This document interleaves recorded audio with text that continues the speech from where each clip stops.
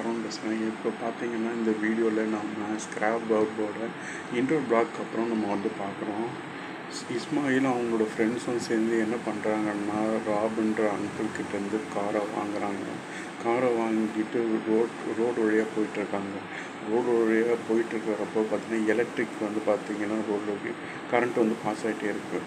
இஸ்மாயில் பொறுமையாக காரை விட்டு இறங்கி போயிட்டு ஒயரை கட் பண்ணிவிட்டு அதுக்கப்புறம் நான் எதுக்கும் சேஃப்டியாக வந்து பார்த்திங்கன்னா அவன் வந்து பார்த்திங்கன்னா ஒரு 4 வீலையும் வந்து உட்டன் வீலாக மாற்றிட்டு கார் அப்படியே பாஸ் பண்ணிகிட்டே போவாங்க. அடுத்த லெவலில் என்ன நடக்கும், செக்மெண்ட்டில் என்ன நடக்கும்னு பார்த்தீங்கன்னா உடனே ஆசிட் ரெயின் வந்து வர ஆரம்பிச்சிடும்.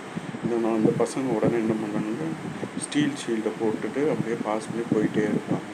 அதுக்கப்புறம் பார்த்தீங்கன்னா ஃப்ரிட்ஜு வந்து 2 ஆகிடும்.